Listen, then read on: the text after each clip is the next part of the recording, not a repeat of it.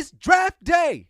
2021 is draft day is going down on one of the craziest, most weird drafts. Like last year was kind of weird already because we was locked down during the draft. But this year is super weird because they call themselves kind of playing football. You know what I'm saying? They call themselves kind of playing football, but man, they was skipping games, and then people was coming in and looking like trash because they hadn't played for like 3 weeks because of COVID and all type of stuff. They couldn't properly prepare. You didn't even know if you was gonna play that week, and it was crazy. This past football season was crazy. Matter of fact, some of the football seasons are just now starting. They started in the spring, so it was a crazy year. But here we go. We had to draft with pretty much not much to work with. You go to pro days, you go and do these drills. Anybody can look good in a drill. Anybody can throw a ball really far and be like, wow, that guy can throw really far. I'm sure there's a lot of people that can throw the ball really far. That guy's really fast. Is he fast against DBs and some of the top of the class type of people? The only people that really got a fair shake, I think, as far as showing what they can do, probably Alabama, the SEC, because the SEC was like, y'all know how the South was during quarantine. Now, let's go. We need to play football. So you know how they was acting. But the Big Ten suffered. Pac-10 or Pac-12, they suffered. With them being the pretty much opposite of the South, the West, super liberals like, hey, no, we ain't doing nothing. Ain't nothing moving. Like California is literally just now somewhat opening up for the most part. Like over the last month, like where I live at in Indiana, it was gradually opening, but like we were still able to do stuff probably by like the summer. Like we was still, bars was kind of open. We was going to Applebee's doing stuff like that, with awful attempts at being like, sitting every other table wasn't helping anybody, and we was sharing menus, and it was and the menus was like laminated, but I doubt they was bleaching them. It was crazy. It was not the most safe thing in the world, I'll be honest. But here we are. We made it. Got my first shot. I'm cool. But here we are. My first thing that I want to say that might shake things up. Aaron Rodgers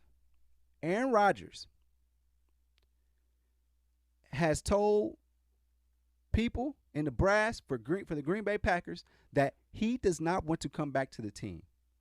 This news it's been like whispered throughout like after the Super Bowl and all that stuff, and even before last season, even while like right after last year's draft, because they moved up to pick a quarterback. Aaron Rodgers saying he doesn't want to come back and play for this. I'm gonna tell you why though. He doesn't want to play for this team because he's looking at Tom Brady and down there in Tampa Bay with the Buccaneers. He's looking down there like, homeboy got an all-star team. And what are y'all doing for me?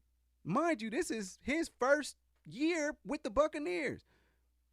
And he saw what Tom Brady went through. I think they went and got Tom Brady some real weapons one time, a.k.a. going and getting Randy Moss that one time. And you saw what they did, what he did with some weapons in 1 year. But other than that, he's just been kind of working what he's got and just being a great quarterback. That's all. That's the book on Tom Brady. But what happened was this. When they lost to the Tennessee Titans in the playoffs last year, his last year in Tampa Bay, man, he was working with a whole lot of nothing. It was still kind of balling. Team was not great. And you see what Cam did when he got the team. Barely made it to 6-10. So that being said, Aaron Rodgers looking down there like, I've been with this team for a long time. Like what, 12, 13, 14 years, something like that?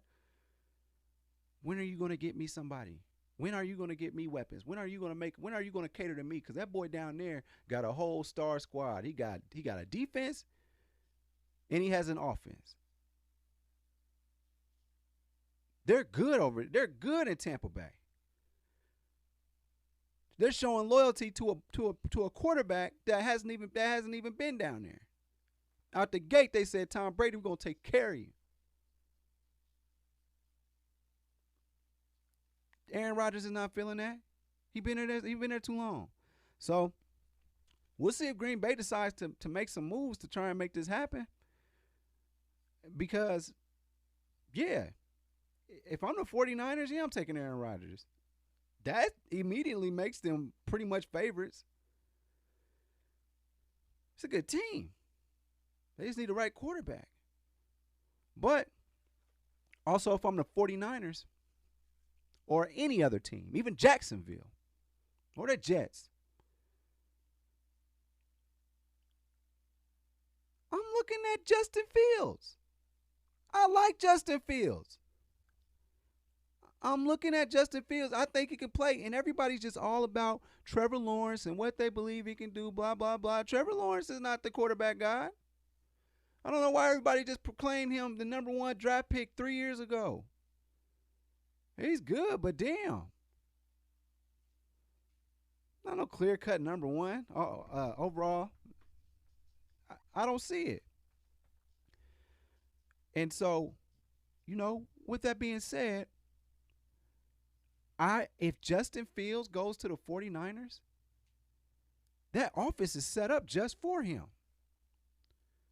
Play action, roll out. He's got the speed. He's got the cannon.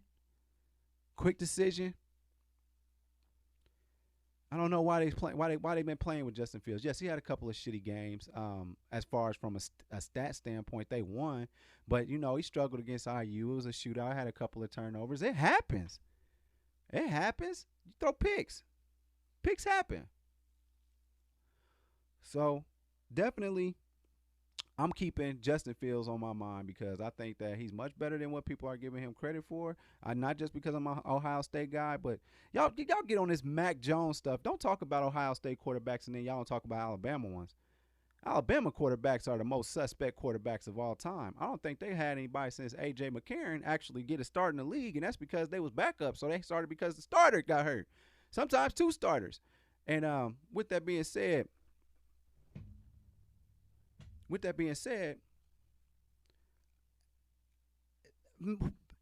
every Alabama quarterback looks good. Every Alabama quarterback looks good. So that's what happens when you have 2 Heisman candidate running backs in your backfield at all times. That's what happens when you have 3 or 4 first-round pick wide receivers at all times. Alabama's starting to be wide receiver you. So I got Justin Fields. I'm wondering if they're going to shake some things up with Aaron Rodgers. I don't know. We'll see. But I'm excited to find out to see if the Packers are going to make a move or if Shanahan saves himself some money and gets Justin Fields. We don't need your draft picks, and we don't need Aaron Rodgers. We're going to build, and we're going to have us a quarterback that's going to be useful to us for about 7 to 10 years. And we'll cross the next bridge when we get there. Easy. Thanks for watching. Make sure you follow me on all my social media platforms. Don't forget, every Thursday, the full podcast is on Apple Podcasts, Google Podcasts, and mama, I'm on Spotify. Overall 99 ENT bring you videos from Friday all the way to Friday. So be sure to like and subscribe to the channel. We appreciate it. Again, thank you so much.